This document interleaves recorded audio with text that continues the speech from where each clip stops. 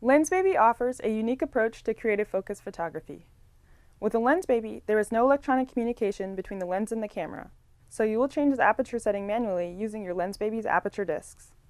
Normally, the aperture setting is used to control the depth of field or the sharpness of a photograph and is one of 3 ways to control the amount of light. With the Lensbaby, use the aperture to primarily control the size of the circular area of focus called the sweet spot. Wider aperture openings create an overall softer look or a smaller sweet spot, and smaller apertures create more sharpness or a bigger sweet spot. Since you will be using the aperture to primarily control depth of field or the sweet spot, you can use the shutter speed and ISO to adjust the brightness. Here's a few tips on using Lensbaby aperture discs and your camera's exposure controls to get well-exposed images. Most interchangeable lens cameras will work with your Lensbaby when set to shoot in Aperture Priority mode. With most Nikon brand cameras, you will set the camera to shoot in manual mode.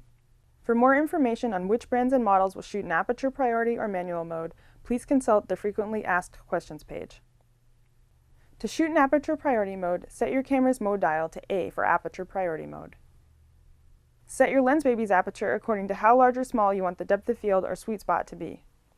If you aren't using a tripod, take a meter reading by pressing the shutter button halfway down. Make sure the camera is setting the shutter speed at or above 1/60th of a second. If it's not, increase your ISO until the camera can reach a shutter speed of at least a 60th.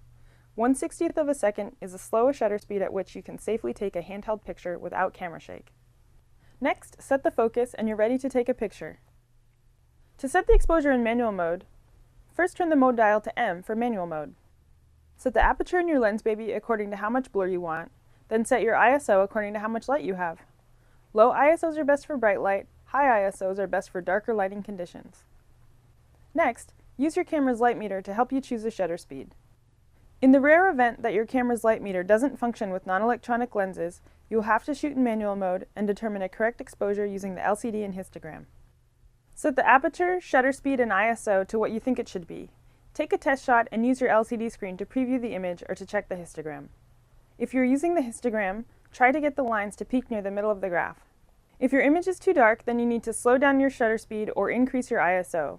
If the image is too light, then you need to speed up your shutter speed or decrease your ISO.